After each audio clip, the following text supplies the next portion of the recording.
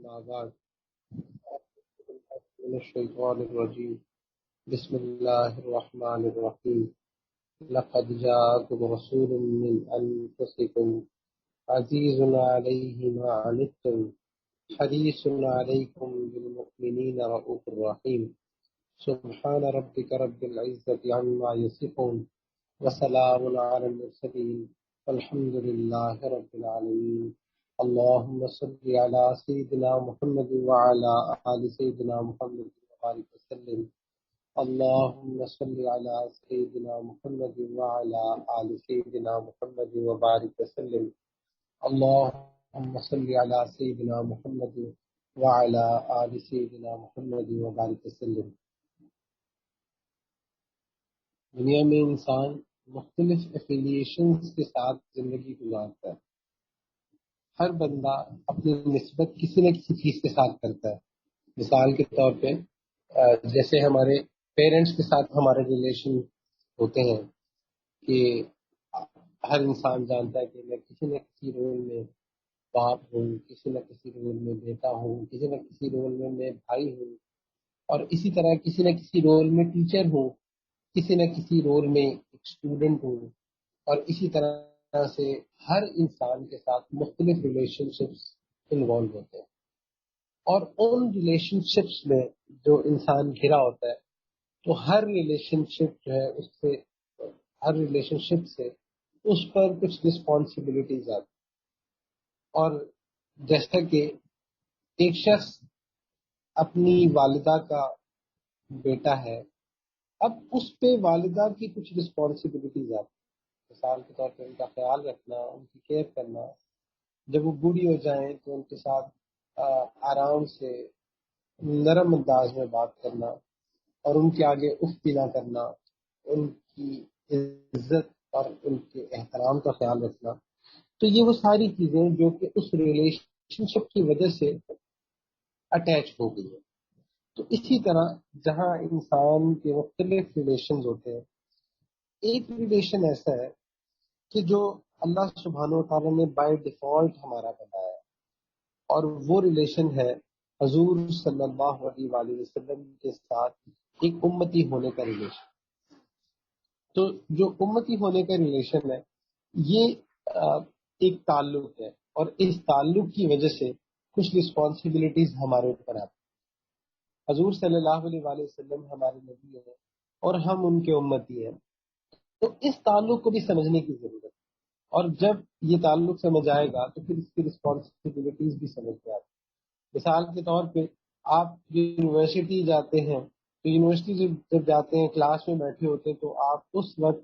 ایک پرسنالٹی ہونے کے ساتھ آپ کے ملٹیپل رولز ہوتے ہیں۔ آپ ایز اے اسٹوڈنٹ بھی وہاں بہیو کر رہے ہوتے ہیں، آپ اپنے کلاس فیلوز کے ساتھ ایز اے فرینڈ بھی بہیو کر رہے ہوتے ہیں، اور اسی طرح آپ اپنے پیرنٹس کے بچے ہیں تو آپ ان کی ایک ریپرزنٹیشن بھی کر رہے ہوتے ہیں۔ تو اس طرح آپ ایک پرسنالٹی مختلف ایفیلیشنز کے ساتھ زندگی گزار رہے ہیں۔ تو حضور صلی اللہ علیہ وآلہ وسلم کے ساتھ جو ہمارا تعلق ہے، ایک نبی اور امتی کا یہ جو ریلیشن ہے، یہ جو تعلق ہے، یہ تمام تعلقات سے زیادہ مضبوط اور زیادہ اہم ہے۔ آپ اس سے اندازہ لگائیے کہ حضور صلی اللہ علیہ وآلہ وسلم کے جتنے زیادہ احسانات اور جتنی محبت انہوں نے ہم سے کی ہے، اتنی محبت نہ پہلے کبھی کسی نے کسی سے کی ہے، نہ کوئی کسی سے کر سکتا ہے۔ یہ حضور صلی اللہ علیہ وآلہ وسلم ہی ہیں جن کے بارے میں اللہ سبحانہ و تعالیٰ ایک آیت میں فرماتے ہیں، جس آیت کا مفہوم ہے کہ بے شک تمہارے پاس وہ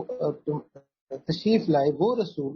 جن پر تمہارا مشقت میں پڑنا گرا ہے، یعنی کہ تم پریشانی میں ہوتے ہو تو تمہارے نبی جو ہے وہ مشقت میں پڑ جاتے، اور یہ اللہ سبحانہ و تعالیٰ قرآن کے اندر اس کو ٹیسٹیفائی کرتے کہ تمہارا مشقت میں پڑ جانا تمہارے نبی پہ گرا گزرتا ہے۔ تمہاری بھلائی کے نہایت چاہنے والے، مسلمانوں پر کمال مہربان۔ تو اس کی مثال ایسے ہے کہ ایک ماں ہوتی ہے نا، وہ اگر اپنے بچے کو تکلیف میں دیکھے اس سے رہا نہیں جاتا،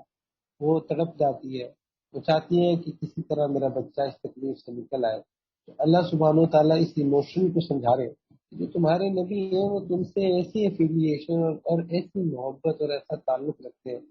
کہ اگر تم مشقت میں پڑتے ہو تو یہ نبی کے دل پہ بوجھ ہوتا ہے کہ میرا یہ امتی، یہ جس سے میرا ایک تعلق ہے، یہ مشقت میں ہے، تو جو تمہاری مشقت ہوتی ہے وہ تمہارے نبی پر گراں گزرتی ہے۔ تو اب آپ اپنے ارد گرد دیکھو کتنے آپ کے ایسے تعلقات ہیں کہ اگر آپ پریشانی میں ہو، آپ مصیبت میں ہو اور وہ واقعی اس درد کو فیل کرے، بلکہ اکثر ہماری لائف میں ایسے ہوتا ہے کہ جو ہمارے زندگی کا مشکل ترین فیز ہوتا ہے، جو ورسٹ فیز ہوتا ہے، وہاں پہ ہمیں پتہ لگتا ہے کہ ہم اکیلے ہیں، ہمارے دوست یار ساتھ چھوڑ جاتے ہیں، اکثر جگہ ہمارے ماں باپ بھی ہمارے لیے کچھ نہیں کر سکتے، اور ایون بہت دفعہ ایسے بھی ہوتا ہے کہ وہ سمجھ بھی نہیں رہے ہوتے کہ ہم کن فیز سے گزر، اور پھر اسی طرح اور جو تعلقات والے ہیں وہ بھی دور ہو جاتے ہیں۔ تو اللہ سبحانہ و تعالیٰ ایک عجیب کلام فرماتے ہیں کہ تمہارے نبی وہ ہیں کہ تمہارا مشقت میں پڑنا ان کے دل پہ بھاری ہے، ان پر گراں گزرتا ہے، یعنی کہ جو امتی پر جو مشقت ہوتی ہے نا، یہ حضور صلی اللہ علیہ وآلہ وسلم کا دل اس سے بھاری ہوتا ہے۔ اس لیے، اور یہ بھاری کیوں ہو؟ اس کی ریزن سوائے محبت کی کچھ نہیں، کہ حضور اپنے امتی سے محبت اتنی کرتے ہیں کہ وہ ان پر گراں گزرتا ہے۔ اس کی مثال آپ ایسے سمجھیں کہ اگر آپ پاکستان میں بیٹھے ہیں اور آپ کو پتہ چلتا ہے کہ افریقہ میں کوئی شخص ہے اور اس کو جو ہے نا کوئی سخت بیمار ہوا اور وہ دل سے مر گیا، تو وہ آپ کے لیے جسٹ یہ ایک نیوز ہے، آپ یہ سنیں گے اور آپ سن کے اس سے گزر جائیں گے۔ اس کی ریزن یہ ہے کہ آپ کو اس بندے سے کوئی تعلق نہیں ہے، ٹھیک ہے ایک انسانی ہمدردی بس، لیکن اگر یہی آپ کو پتہ چلے کہ آپ کے اپنے سگے بچے کے ساتھ یہ معاملہ ہے، اور پتہ چلے کہ آپ کے اپنے سگے بہن بھائی کے ساتھ یہ معاملہ ہے، اور آپ کو پتہ چلے کہ میرے اپنے ہی کے ساتھ جس سے میں شدید محبت کرتا ہوں، تو یقین جانیے کہ پل پل آپ تڑپیں گے، آپ کے دل پہ وہ چیز بھاری بن کے گرے گی، وہ آپ کا دل جو ہے وہ پریشان ہو جائے گا۔ تو اصل میں یہ جو ڈفرینس ہے، یہ ڈفرینس صرف اور صرف محبت کا ہے۔ یہ محبت ایک ایسی چیز ہے کہ جو انسان کی کمپوزیشن کو ہی چینج کر دیتی ہے۔ تو حضور صلی اللہ علیہ وآلہ وسلم کے قلب پر، دل پر یہ بوجھ ہوتا ہے کہ جب ان کا کوئی امتی جو ہے نا وہ پریشان ہوتا ہے، تو اس کا مطلب کہ حضور صلی اللہ علیہ وآلہ وسلم اپنے دل کے اندر اپنے امتیوں سے کیسی محبت رکھتے ہیں، یہ آپ کو اس آیت سے سمجھ آتی ہے۔ تو ہماری زندگی میں کتنے لوگ ہیں جو واقعی ہماری مشقتوں پہ، جو ہماری مشقتیں ان پر گرا ہوتے، بہت کم۔ تو حضور صلی اللہ علیہ وآلہ وسلم ایسی محبت اپنے امتیوں سے فرمائی ہے کہ ایسی محبت کسی ماں باپ نے بھی اپنے بچے سے نہیں کی جیسی حضور نے اپنے امتیوں سے کی ہے۔ اور یہی وجہ ہے کہ اللہ کے نبی صلی اللہ علیہ وآلہ وسلم ہر وقت اپنی امت کے غم میں ڈھال رہا کرتے تھے، اور ہر وقت ایک ہی دعا ہوتی تھی، یا ربی امتی یا ربی امتی۔ ایک دفعہ حضور صلی اللہ علیہ وآلہ وسلم بہت خوش تھے، ان کے چہرے سے معلوم ہو رہا تھا کہ موڈ بہت اچھا ہے۔ تو حضرت عائشہ رضی اللہ عنہا تو مزاج شناس تھی، تو انہوں نے کہا کہ میں دیکھا کہ اچھا رسول اللہ صلی اللہ علیہ وآلہ وسلم کا موڈ بہت اچھا ہے، تو انہوں نے کہا یا رسول اللہ صلی اللہ علیہ وآلہ وسلم آپ میرے لیے دعا فرمائیں۔ تو حضور صلی اللہ علیہ وآلہ وسلم نے دعا فرمائی، اے اللہ عائشہ کے اگلے پچھلے تمام گناہ معاف فرما دیجیے، اور جو اس نے چھپ کر کیے اور جو اس نے کھلم کھلا کیے وہ بھی سب معاف فرما دیں۔ اب یہ ایسی خوبصورت دعا تھی کہ ام المؤمنین فرماتی ہیں کہ میں اتنا خوش ہوئی، اتنا خوش ہوئی، جیسے ایک ہوتا ہے کہ انسان خوشی میں لوٹ پوٹ ہو رہا ہو، تو وہ اس طرح اتنا خوش ہوئی، اس میں وہ فرماتی ہیں کہ ایسے میں خوش تھی کہ جیسے میں کہ خوشی کے مارے میرا سر میری گود میں چلا گیا۔ تو یہ ایک جیسچر ہے سمجھانے کے لیے، یعنی کہ میں اتنا خوشی سے لوٹ پوٹ ہوئی کہ ایسی خوبصورت دعا اور ایسی زبردست دعا کہ اللہ کے نبی نے میرے لیے مانگی۔ تو حضور صلی اللہ علیہ وسلم نے فرمایا کہ عائشہ کیا تمہیں میری دعا سے بہت خوشی ہو رہی ہے؟ حضرت عائشہ رضی اللہ عنہا نے فرمایا یا رسول اللہ صلی اللہ علیہ وسلم آپ کی اتنی زبردست دعا میرے لیے مانگی، اتنی پیاری دعا ہے کہ میں تو اس سے خوشی سے نڈھال ہوں، میں آپ کو اپنے الفاظ میں مفہوم سمجھانے کی کوشش کر رہا ہوں۔ تو آپ صلی اللہ علیہ وسلم نے فرمایا اللہ کی قسم یہ دعا تو میں اپنی امت کے لیے ہر نماز میں اللہ کین یو امیجن کہ رسول اللہ آپ کا نام لے رہے ہو اور آپ کا نام لے کے اللہ سے کہے اے اللہ اس کے اگلے پچھلے اس کے وہ گناہ جو اس نے تیرے میں کیے یا سب کے سامنے کیے یا چھپ کے کیے اللہ اس کے معاف اس کے وہ گناہ معاف کرتا ہے۔ کین یو امیجن کہ ہر نماز میں اللہ کے نبی یہ دعا مانگا کرتے تھے۔ اچھا یہ جو ہر نماز میں مانگنے والی کیفیت ہے نا یہ میں آپ کو سمجھاتا ہوں، آپ اس کو ایسے سمجھیں کہ آپ سب لوگ ماشاءاللہ اکثر جو ہے وہ اسٹوڈنٹس ہیں یا اسٹوڈنٹس نہیں ہیں تو اسٹوڈنٹ لائف سے گزرے ہیں، تو جب کبھی فائنل پیپر ہوتے ہیں نا اور پیپر بھی ایسے ہوں کہ آپ کے لیے وہ جینے مرنے کا مقام ہو، تو اس وقت حال یہ ہوتا ہے کہ انسان ہر دعا میں ہر نماز میں اپنے پیپر مانگ رہا ہے اللہ مجھے اس میں پاس کر دے، اللہ مجھے اس میں پاس کر دے۔ یعنی کہ اگر آپ اس حدیث شریف کی میں آپ ایموشنز کو سمجھنا چاہو تو آپ دیکھو کہ ہم ہر نماز میں کس چیز کو مانگ رہے ہوتے ہیں؟ ہم ہر نماز میں اس چیز کو مانگتے ہیں جو ہمارے لیے زندگی میں سب سے زیادہ پرائیورٹی والی چیز ہے۔ ہم ہر چیز کو آپ ہر نماز میں ہر چیز نہیں مانگ رہے، بلکہ جو چیز آپ پہ حاوی ہوتی ہے نا، یعنی کہ جو آپ کو اس کے علاوہ کچھ نظر نہیں آ رہا ہوتا، جو آپ کی زندگی کا ٹارگیٹ ہے، جو آپ کا مقصد ہوتا ہے، جو آپ کے لیے سب کچھ ہوتا ہے، آپ دعا میں وہ مانگ رہے ہیں۔ تو اللہ کے نبی قسم کھا کے فرماتے، قسم نہ بھی کھا کے تو ان کی بات سچتی کہ اللہ کی قسم کھا کے کہتے ہیں کہ عائشہ یہ دعا جس سے آپ خوشی سے لوٹ پوٹ ہو رہی ہے یہ میں ہر نماز میں اپنی امت کے لیے مانگتا ہوں۔ اللہ تو یہ وہ محبت ہے جو کہ حضور صلی اللہ علیہ وآلہ وسلم نے اپنی امت سے فرمائی ہے، اور اللہ کی نبی نے ایسی محبت کی ہے کہ اس محبت کا بھی اللہ سبحانہ و تعالیٰ نے قرآن میں جگہ جگہ تذکرہ فرمایا، یعنی کہ ایک اللہ کے نبی کی محبت اور پھر اس کو ٹیسٹیفائی کر رہے ہیں اللہ تعالیٰ، اور ٹیسٹیفائی بھی کسی حدیث کے ذریعے نہیں کریں کہ حدیث میں بھی بہت ساری چیزیں ہیں، لیکن اللہ قرآن کے اندر ٹیسٹیفائی کر رہے ہیں تاکہ قیامت تک کے آنے والا جو امتی ہے جس تک قرآن جائے گا، جہاں پہ اس کو یہ پتہ چلے گا کہ یہ جو قرآن ہے یہ اللہ سبحانہ و تعالیٰ کا لو لیٹر ہے میرے نام، تو اسی لو لیٹر میں اس کو رسول اللہ صلی اللہ علیہ وسلم کی بھی جگہ جگہ سگنیچر نظر آئے کہ رسول اللہ نے بھی جگہ جگہ جو ہے یہ قرآن یاد دلائے گا کہ جو تمہارے نبی ہیں وہ تم سے کیسی محبت کرتے ہیں۔ جیسا کہ ایک جگہ اللہ سبحانہ و تعالیٰ فرماتے ہیں فَبِمَا رَحْمَةٍ مِّنَ اللَّهِ لِنْتَ لَهُمْ، یہ اللہ پاک کی خاص رحمت ہے کہ آپ ان کے لیے نرم دیں، یعنی کہ اللہ سبحانہ و تعالیٰ فرما رہے ہیں کہ اللہ کے نبی جو ہے وہ اپنی امت کے لیے نرم دل ہے، کیونکہ اللہ کے نبی کا دل اتنا زیادہ اپنی امت کے لیے دھڑکتا تھا کہ کسی قسم کی تکلیف، کسی قسم کی سختی، کسی قسم کی شدت وہ اللہ کے نبی کو ناگوار گزرتی۔ اور اسی طرح آپ یہ آیت ہے سورۃ توبہ کی جو تلاوت کی تھی لقد جاءکم رسول من انفسکم عزیز علیہ ما عنتم حریص علیکم بالمؤمنین رؤوف رحیم۔ سبحان اللہ، یہ آیت پڑھے تو اللہ کی نبی کا ایسے ہے کہ جیسے اللہ سبحانہ و تعالیٰ نے نا حضور کے دل کی کیفیات امت کے سامنے رکھی ہے، اور وہ کیفیات کیا ہیں کہ بے شک تمہارے پاس تمہیں میں سے رسول آئے ہیں، عظیم الشان رسول تشریف لائے ہیں، جو چیز تمہیں مشقت میں ڈالے وہ انہیں بہت ہی ناگوار کر سکتی ہے، تمہاری بھلائی کے بہت ہی متمنی ہیں، مومنوں پر بہت ہی مہربان ہے۔ اللہ اکبر۔ تو یہ وہ اللہ کے نبی ہے کہ جو اپنی امت سے ایسی محبت کر کے گئے، اور آپ دیکھیں کہ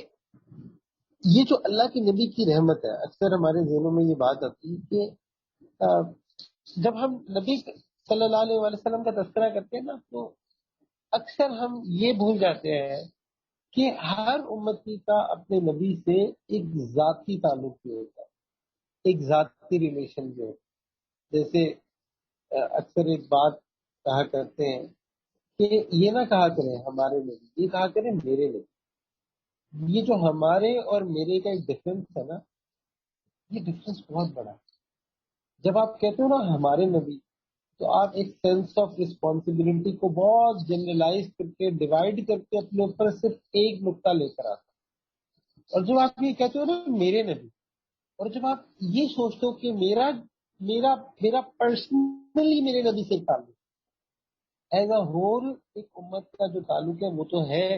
لیکن ہر امتی کا اپنے نبی کے ساتھ ایک پرسنل لیول کا ریلیشن، پرسنل لیول کے ریلیشن کا آپ ایسے سمجھے کہ جیسے آپ کے ماں باپ ہیں، ان کے بہت سارے بچے ہیں، آپ مثال کے طور پہ 2 بہن بھائی ہو، 3 ہو، 4 ہو، 5 ہو، جتنے بھی ہو۔ اب ایک تو ان کی رسپانسبلٹی آپ سب کے ساتھ ہے، ایک وہ تعلق ہے جو اجتماعی طور پہ آپ سب کے ساتھ ہے، لیکن ماں کا ہر بچے کے ساتھ ایک پرسنل ریلیشن شپ بھی ہوتا ہے۔ اسی طرح امتیوں کا اللہ کے اپنے نبی کے ساتھ ایک پرسنل ریلیشن شپ بھی ہوتا ہے۔ آج کا ڈیلیما یہ ہے، آج کی یوتھ یہ سمجھنے کے لیے تیار نہیں ہے کہ میرا اپنے نبی سے ایک پرسنل تعلق بھی ہے۔ جیسے آپ اپنے ماں باپ کے بیٹے ہیں یا آپ اپنے ماں باپ کی بیٹی ہیں، آپ اپنے نبی کی امتی بھی ہیں۔ وہ جو ایک پرسنل لیول کا ریلیشن ہے نا، ہم اس کو بہت مس کرتے ہیں، ہم اس کو اپنی لائف میں انٹر ہی نہیں ہونے دیتے۔ اور یہ جو پرسنل ریلیشن ہے، اس کی دلیل آپ کو یہاں سے بھی ملتی ہے کہ حدیث شریف میں آتا ہے کہ جب کوئی شخص درود شریف پڑھتا ہے تو اللہ سبحانہ و تعالیٰ اس کے درود شریف کو گفٹ کے طور پہ پیک کر کے ہدیے کے طور پہ اللہ کے نبی تک پہنچاتے ہیں۔ اور ایسا نہیں ہے کہ بس درود شریف آ جائے، بلکہ یہ بھی بتایا جاتا ہے کہ کس کی طرف سے آیا ہے، فلاں بن فلاں، اس نے یہ درود بھیجا۔ تو اس کا مطلب یہ ہے کہ تعلق تو پرسنل ڈیولپ ہو رہا ہے۔ اگر پرسنل تعلق ڈیولپ نہ ہونا ہوتا تو پرسنل امتی کا نام لینے کی ضرورت کیا تھی؟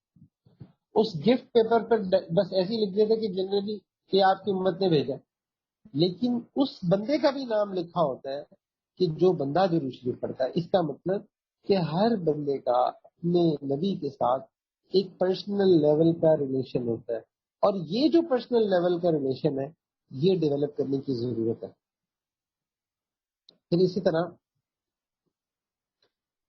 ہمارے ذہن میں اکثر یہ بات آتی ہے کہ اللہ کے نبی نے شاید ان کا تعلق صرف نیک لوگوں کے لیے،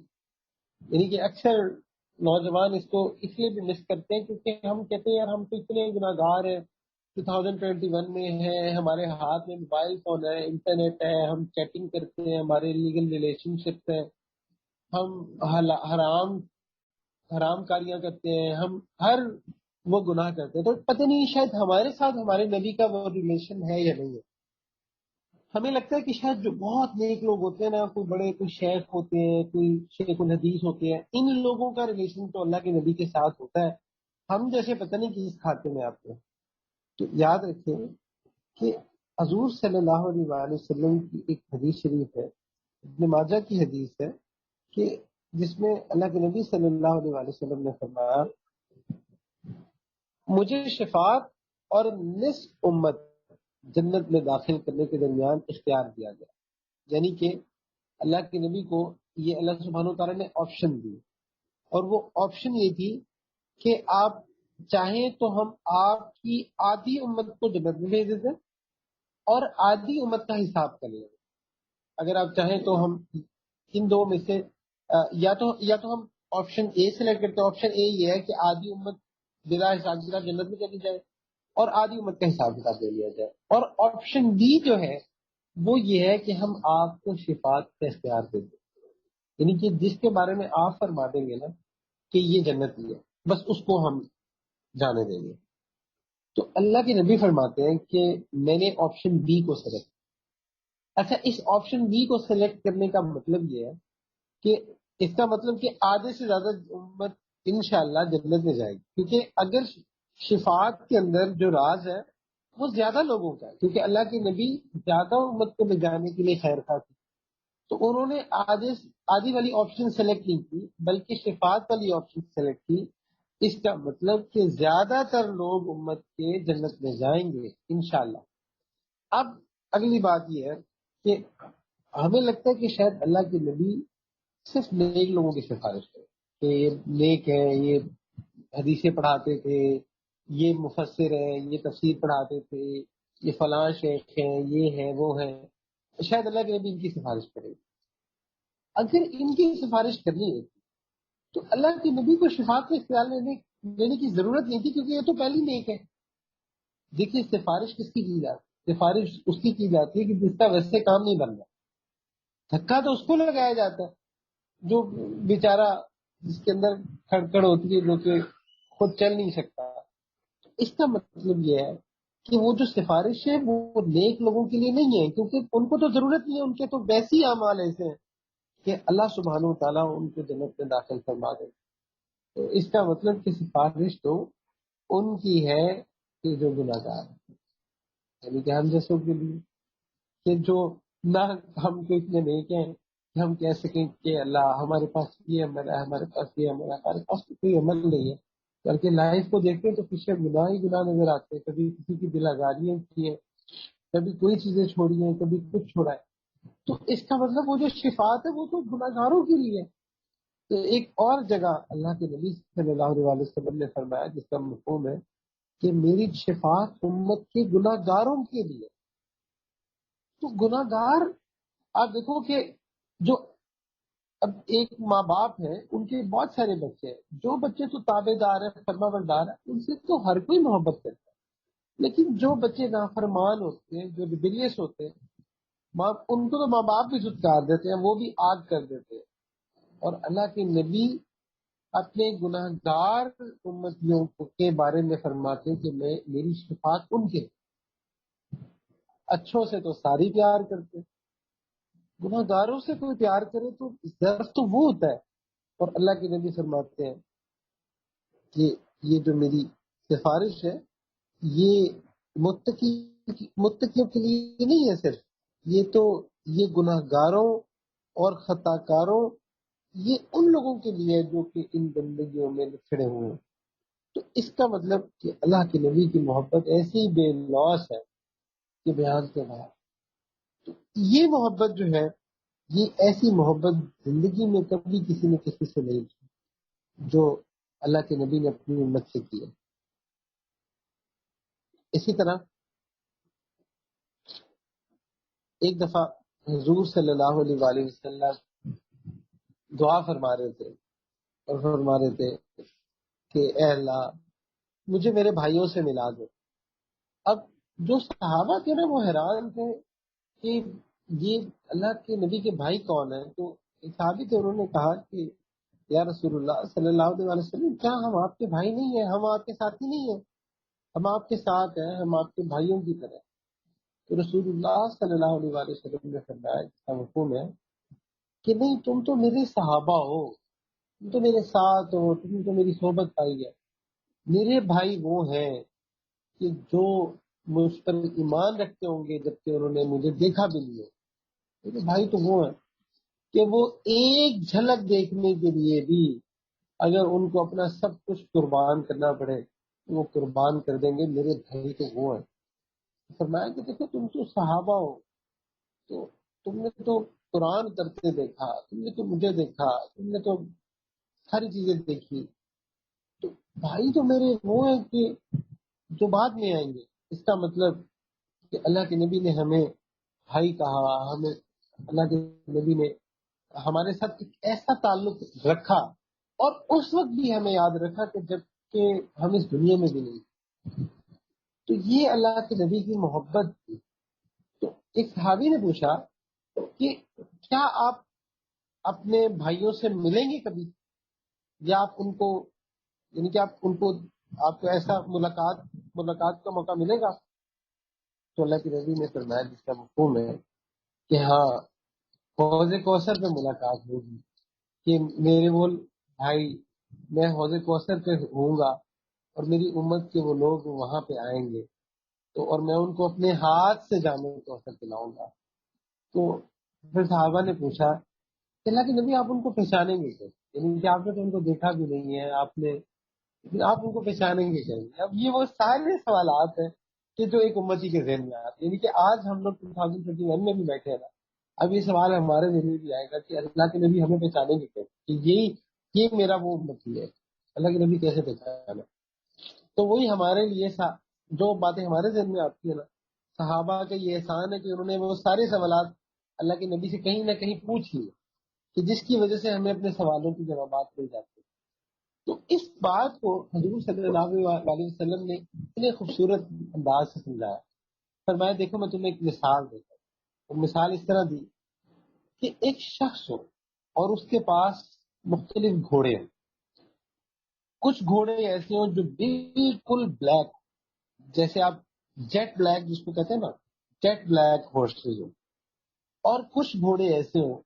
کہ جو بلیک ہو لیکن ان کے اوپر وائٹ اسٹرپس ہو. تو کیا آپ ان دونوں میں فرق نہیں کر سکتے؟ فرمایا کہ آرام سے فرق کر سکتے. یعنی کہ آرام سے پتہ چل جائے گا کہ بھئی یہ وہ گھوڑے ہیں کہ جن پہ وائٹ اسٹرپس ہیں اور یہ ہے جو جیٹ بلیک. تو اس مثال سے اللہ کے وزیر نے سمجھایا کہ جب میرے امتی آئیں گے تو ان کے آزاد چمک رہے ہوں. اللہ اکبر. آزاد چمک رہے ہوں اور مختلف قسم کا نور ہو جو ان کے آزاد سے نکل رہا ہو. تو صحابہ نے پوچھا کہ وہ نور کس وجہ سے ہوگا؟ تو فرمایا کہ وہ جو وضو کیا کرتے تھے نا، تو یہ اس وضو کی وجہ سے وہ جن اعضاء پہ وضو کیا کرتے تھے وہ اعضاء چمکتے. کیا وضو کرتے وقت ایک وہ صحابی فرماتے ہیں کہ اس کے بعد سے میں نے جب بھی وضو میں کرتا تھا تو میں بڑے دھیان سے وضو کرتا اور اس شوق کے ساتھ کرتا تھا کہ اللہ کے نبی اس سے مجھے پہچانیں گے. کیا ہم نے کبھی وضو کرتے ہوئے اللہ کے نبی کو ایسے یاد کیا کہ یہ وہ آئیڈینٹی مارک بننے جا رہا ہے؟ یہ وہ وضو ہے کہ جس سے اللہ کے نبی پہچانے. آپ یقین کریں کہ اگر آپ وضو کرتے وقت اس بات کو سوچیں تو آپ کا وضو بدل جائے. وضو کا ایک ایک ڈراپ، وہ چہرے کا دھونا، وہ بازوؤں کا دھونا، وہ پاؤں کا دھونا، اب اللہ کے نبی کی یاد دلائے گا کہ یہ وہ طریقہ ہے کہ جس سے اللہ کے نبی مجھے پہچانے. اللہ اکبر. یہ ایسے ہے کہ ایک بچہ ہو جس نے کبھی اپنے ماں باپ کو نہیں دیکھا، اب اس کو پتہ چلے کہ فلاں ملک میں میرے ماں باپ ہے. اب وہ وہاں پہ جائے، اس کے ماں باپ کہے کہ بیٹا تم نے نا ریڈ ٹی شرٹ پہننی ہے، اس سے ہم تمہیں پہچانیں گے. تو کتنے اہتمام سے ریڈ ٹی شرٹ پہنے. تو یہ تو ماں باپ ہے جن کی مثال ہم اس طرح دے نہیں سکتے. اللہ کے نبی سے ملنے کا اشتیاق، اللہ اکبر، اس سے بڑی خوشی ایک امت کے لیے کیا، ایک امتی کے لیے کیا ہو سکتی. تو ہم لوگ نماز نہیں پڑھتے تو ہم نے وضو کیا کرنا؟ تو کم از کم اس لیے وضو کر لیا کریں کہ اللہ کے نبی اس سے پہچانیں گے، اس سے پہچانیں گے. تو یہ وہ تعلق ہے، یہ وہ محبت. تو اللہ کے نبی نے ایسی محبت فرمائی ہے اپنی امت سے. اور اسی طرح ایک دفعہ حضور صلی اللہ علیہ وآلہ وسلم جب آب زمزم کے پاس کھڑے تھے، آب زمزم کے پاس جب پانی پینے لگے تو کچھ پانی چھوڑ دیا. اب جب پانی چھوڑ دیا تو صحابہ، بڑے بڑے صحابہ وہاں کھڑے تھے. ہر بندہ چاہتا تھا کہ اپنے نبی کا جھوٹا مل جائے. تو آپ دیکھیں کہ حضور اس وقت بھی اپنی امت کو ایسا یاد رکھتے تھے کہ حضور صلی اللہ علیہ وسلم نے وہ پانی صحابہ کو نہیں دیا، بلکہ وہ سارا کا سارا پانی واپس کنویں میں انڈیل دیا. اس لیے انڈیل دیا کہ یہ نہ ہو کہ میرے آنے والے امتی یہ کہیں کہ ابو بکر، عمر، عثمان، علی، یہ لوگ جو تھے یہ تو حضور کا جھوٹا بھی پی لیا کرتے تھے تو ہمیں موقع نہیں ملا. اللہ کے نبی نے وہ آب زمزم میں ملا دیا کہ میرے امتیوں کو جب یہ شوق بڑھے گا، اب ان کے اندر یہ شوق پیدا ہو کہ کاش ہم بھی اپنے نبی کا جھوٹا پی سکتے ہیں، تو ایسے پی لیں. ایک عجیب داستان عشق ہے جو اللہ کے نبی نے اپنی امت سے کیا. پھر اسی طرح ایک دفعہ حضور صلی اللہ علیہ وآلہ وسلم کچھ آیات تلاوت فرما رہے تھے، اور ان آیات میں ایک آیت جو تھی وہ حضرت ابراہیم علیہ السلام کی دعا تھی کہ ربی انہن اضللن کثیرا من الناس فمن تبعنی فانہ منی ومن عصانی فانک غفور رحیم. یا اللہ، یہ جو میری امت ہے، انہوں نے اکثر نے میری نافرمانی کی، اور جنہوں نے میری اتباع کی وہ میرے ساتھ ہیں، اور جنہوں نے نافرمانی کی تو اللہ آپ غفور الرحیم ہے. اسی طرح حضرت عیسیٰ علیہ السلام کی دعا پڑھی، وہ بھی آیت میں ہے جس میں حضرت عیسیٰ علیہ السلام نے یہ دعا مانگی کہ اللہ اگر آپ ان کو سزا دیں گے، اپنی امت کے بارے میں دعا مانگی کہ اگر آپ ان کو سزا دیں گے تو یہ آپ کے لیے، اور اگر آپ معاف کر دیں گے تو آپ معاف کرنے والے ہیں. تو حضور صلی اللہ علیہ وآلہ وسلم جب ان آیات کو پڑھے تھے نا، تو حضور کو فوراً اپنی امت کا خیال آیا، اور اس کے بعد حضور صلی اللہ علیہ وآلہ وسلم نے صرف یہ کہنا شروع کر دیا کہ اللہم امتی، اللہم اے اللہ میری امت، اے اللہ میری امت، اے اللہ میری امت. تو اتنا زیادہ اللہ کے نبی نے یہ کہنا شروع کیا، اے اللہ میری امت، اے اللہ میری امت. اور حضور صلی اللہ علیہ وسلم یہ کہتے جاتے تھے اور روتے جاتے. اب یہاں پہ جب حضور امت کہہ رہے تھے نا، تو امت سے مراد وہ ابو بکر، عمر، عثمان، علی رضی اللہ عنہم اجمعین، اور اس طرح یہ سارے حضرات یہ نہیں تھے، یہ تو صرف صحابہ تھے. اس سے مراد آپ اور میں تھے. اللہ کے نبی ہمیں یاد کر رہے تھے، اور یاد کرتے کرتے رو رہے تھے، اور امتی امتی فرماتے جاتے تھے. فقال اللہ تعالی، کہ اتنا زیادہ اللہ کے نبی نے یہ جملہ دہرایا کہ اللہ سبحانہ و تعالیٰ نے فرمایا یا جبریل اذهب الى محمد وربك عالم فسلہ ما یبکیہ، کہ اے جبرائیل محمد صلی اللہ علیہ وآلہ وسلم کے پاس جائیے اور بتائیے کہ حالانکہ آپ کا رب سب کچھ جانتا ہے، پھر بھی آپ سے پوچھ رہے ہیں کہ فسلہ ما یبکیہ، کہ آپ کیوں رو رہے ہیں. حضرت جبرائیل علیہ السلام حضور صلی اللہ علیہ وسلم کے پاس جب یہ گئے تو جا کے یہ ساری بات بتائی. تو اور پھر اس کے بعد حضور صلی اللہ علیہ وسلم نے فرمایا کہ میں اپنی امت کی وجہ سے رو رہا ہوں، کیونکہ امت کے بارے میں دعا فرما رہے تھے. جب یہ بات حضرت جبرائیل علیہ السلام نے آ کے اللہ سبحانہ و تعالیٰ کو بتائی، تو اللہ سبحانہ و تعالیٰ نے دوبارہ حضرت جبرائیل علیہ السلام کو فرمایا اذهب الى محمد، کہ محمد صلی اللہ علیہ وسلم کے پاس جاؤ، فقل، اور کہو انا سنرضیک فی امتک ولا نسوءک، کہ فرما دیں کہ ان قریب ہم آپ کو خوش کر دیں گے اور آپ کو ہم ناراض نہیں ہونے دیں. حضور صلی اللہ علیہ وسلم نے فرمایا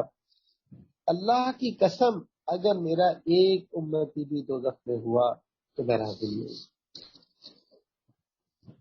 اللہ اکبر.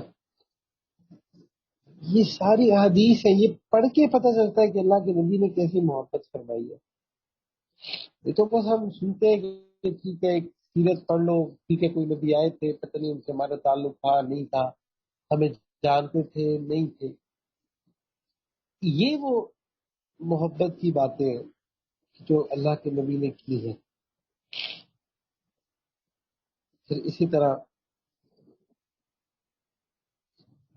امتی ہونے کے ناطے صحابہ کرام نے حضور صلی اللہ علیہ وآلہ وسلم سے جیسی محبتیں کی ہیں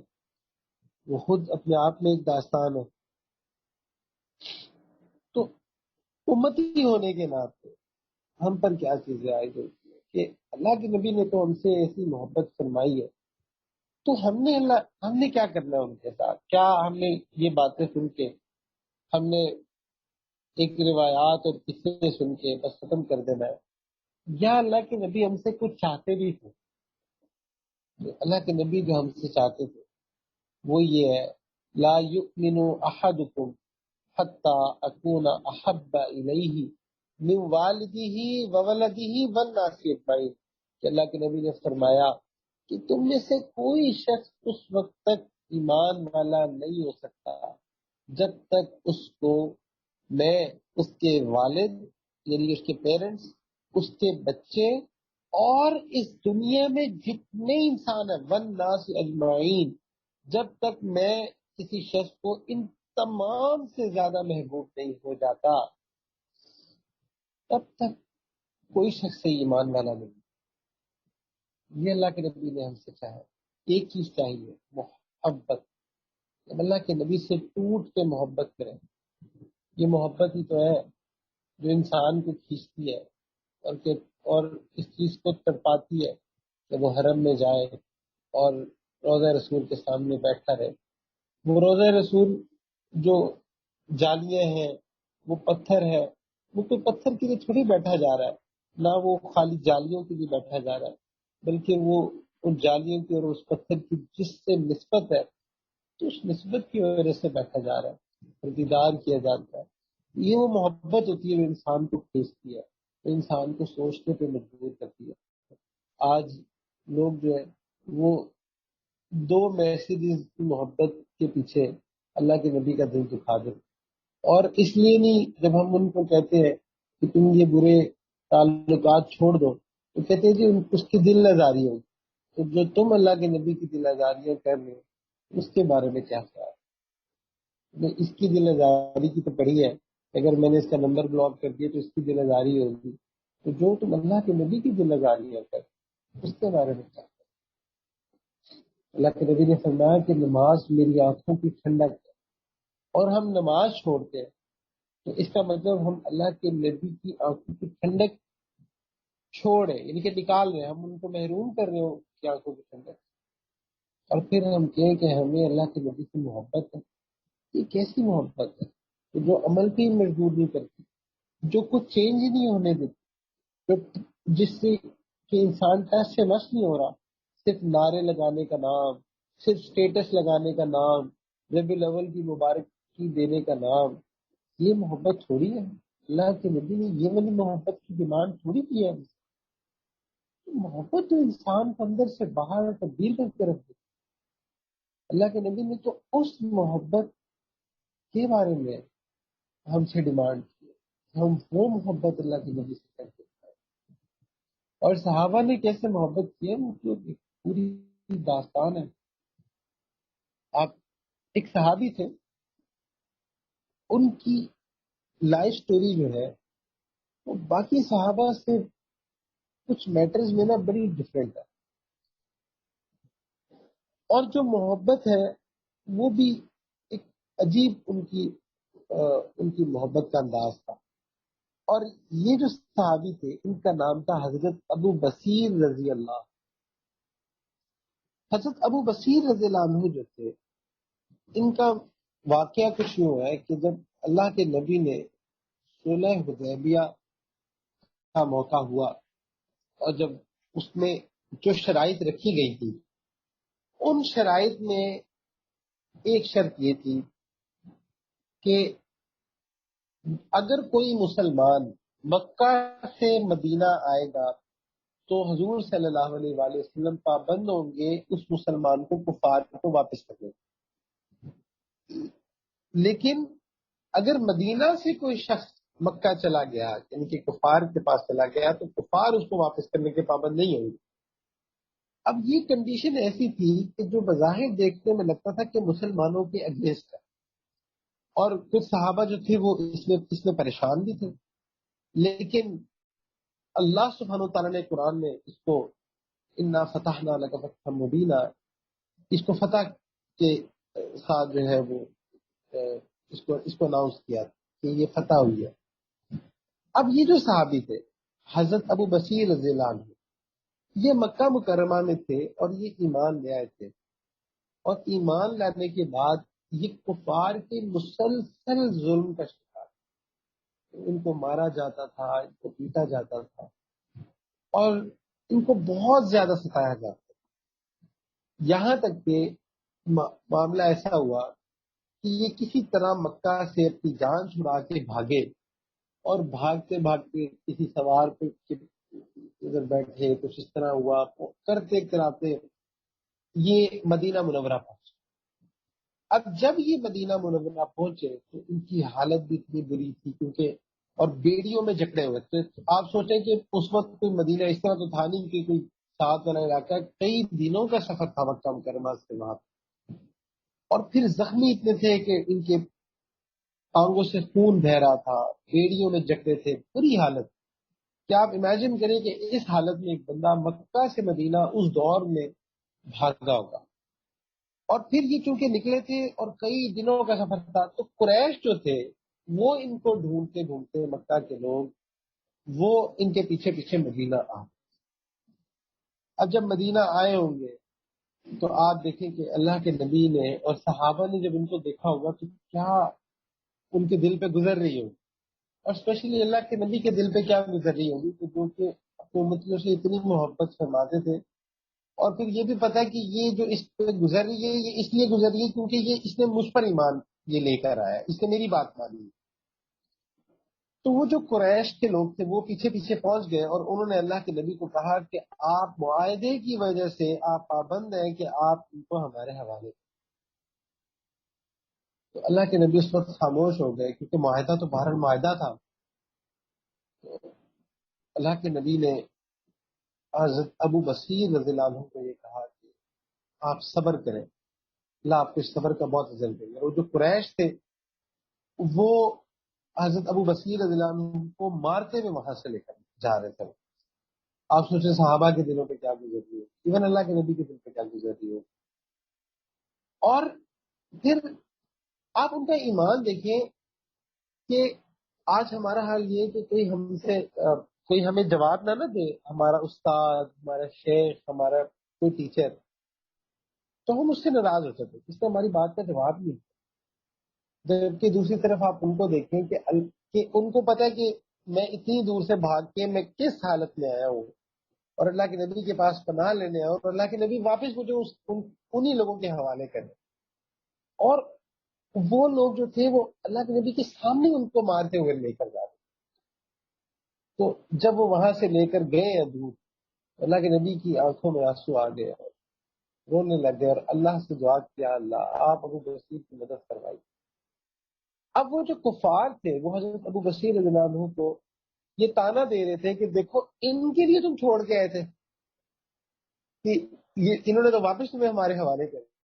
تم ان کے لیے چھوڑ کے آئے تھے۔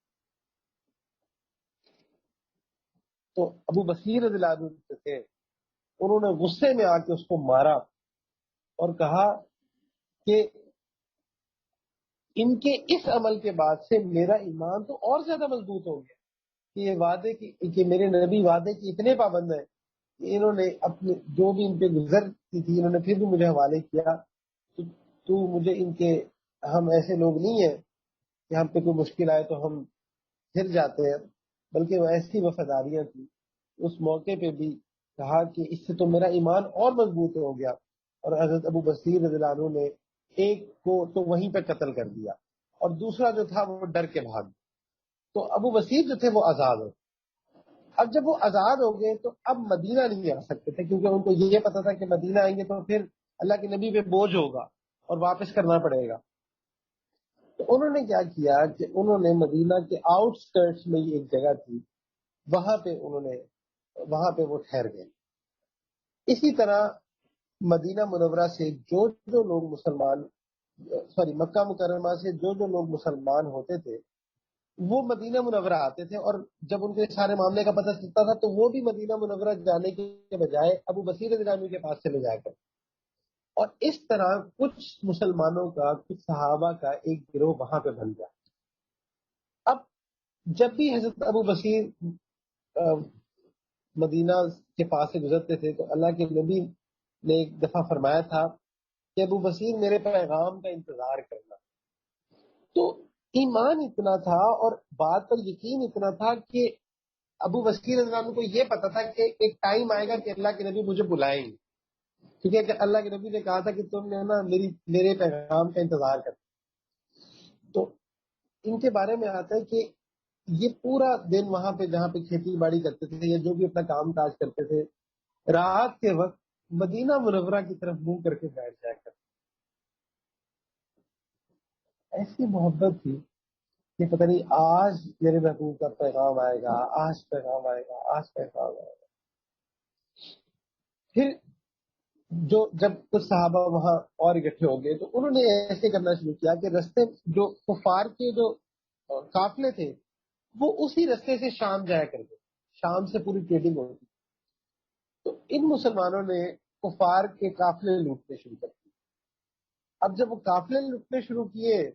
تو ان کے پاس مال غنیمت اکٹھا ہونا شروع ہو گیا، اور کفار جو تھے وہ پریشان ہو گئے، اور اتنا پریشان ہوئے کہ انہوں نے جا کے اپنے نمائندے کو بھیجا اور اللہ کے نبی کو یہ کہا کہ آپ ان لوگوں کو آپ اپنی امان میں لے لیں، یعنی کہ ایسا نہ کریں کہ آپ ان کو اپنی امان میں لے لیں، یعنی کہ یہ جو شک تھی نا معاہدے کی جس پہ وہ بڑا اتراتے تھے، فرمایا خود آئے اور انہوں نے کہا کہ اس شک کو آپ واپس لے لیں اور ان سب لوگوں کو آپ اپنے امان میں رکھ لیں، کیونکہ ان کو یہ پتا تھا کہ اگر یہ اللہ کے نبی کی امان میں چلے جائیں گے تو کم سے کم جو بھی ہوگا یہ کسی چیز کے پابند تو ہوں گے، ابھی تو ہمارے قافلے لوٹ رہے ہیں۔ تو جب یہ بات انہوں نے کہی تو اس وقت ابو بصیر رضی اللہ عنہ کی طبیعت جو تھی وہ بہت خراب اور بالکل جس کو کہتے ہیں کہ موت کا وقت قریب تھا، لیکن ساتھیوں کو کہتے تھے کہ مجھے ابھی موت نہیں آئی کیونکہ ابھی اللہ کے نبی کا پیغام ہے۔ مجھے وہ بات یاد ہے کہ جب اللہ کے نبی نے کہا تھا کہ ابو بصیر میرا پیغام آئے گا، تو اسی وقت اللہ کے نبی نے فوراً اب صحابہ کو بھیجا اور کہا کہ جاؤ ابو بصیر کو بلا لو، سارے ساتھیوں کو بلا لو۔ تو یہ اس وقت جب بالکل مرض الموت پہ تھے، موت کا وقت قریب تھا، جب اللہ کے نبی کا جو قاصد ہے وہ ان کے پاس آیا تو انہوں نے اس طرح اس کو سیلیبریٹ کیا کہ جیسے کوئی بڑی فتح ہوتی ہے کہ دیکھو میں نے کہا تھا نا، اللہ کے نبی نے کہا تھا کہ پیغام آئے گا، اور جب وہ پیغام آیا اس کے بعد ان کی جان نکلی اور یہ اللہ کے رستے میں چلے گئے۔ یہ وہ لوگ تھے جنہوں نے وفاداریاں ثابت اور بتایا کہ امتی کیسے ہوتی، اور ایسی داستانیں بھری پڑی ہیں، اور یہ داستانیں اس لیے نہیں تھی کہ ہم ان کو قصے کہانیوں کی طرف پڑھ کے بھول جائیں، بلکہ یہ داستانیں اس لیے تھی کہ ہم بھی تو کوئی تعلق بنائیں، ہمیں بھی تو پتا ہونا کہ ہمارے نبی کے ساتھ ہمارا اپنا کوئی پرسنل ریلیشن شپ بھی ہے، کوئی ہمیں بھی تو پتا ہونا کہ قیامت والے دن جب ہم نے حضور کے سامنے جانا ہے تو کیا منہ لے کر جانا ہے، کس طرح جانا ہے، کہ کچھ ایسا تو ہو کہ ہم جب جائیں تو اللہ کے نبی بھی ہمارے بھی کندھے پر ہاتھ رکھے اور کہ بہت اچھا کیا تم نے، بڑی محنت کی، بڑی ہمت کی، اور کچھ نہیں، ہم کچھ تو ہمارے پاس ایسا ہو کہ جو منہ لے کے ہم ان کے سامنے جا سکیں۔ امتی ہونے کا جو ایک تعلق ہے کہ کیا وجہ ہے کہ آج جو ہے ہمیں اللہ کے نبی یاد ہی نہیں آتے۔ صحابہ جو تھے وہ اللہ کے نبی کو یاد کر کر کے رویا کرتے تھے۔ حضرت ابو بکر صدیق رضی اللہ عنہ ایک دفعہ خطبہ دینے لگے تو فرمایا کہ ایک دفعہ میں نے رسول اللہ صلی اللہ علیہ وسلم کو یہ کہتے سنا، بس اتنا کہنا تھا، رونے لگ گئے کیونکہ ان کو اللہ کے نبی یاد آ گئے۔ حضرت بلال رضی اللہ عنہ اذان دینا چھوڑ گئے، کیونکہ جب اشہد ان محمد رسول اللہ کہا کرتے تھے تو حضور کو دیکھا کرتے تھے، تو حضور کی یاد اتنی آتی تھی کہ اذان نہیں دی جاتی،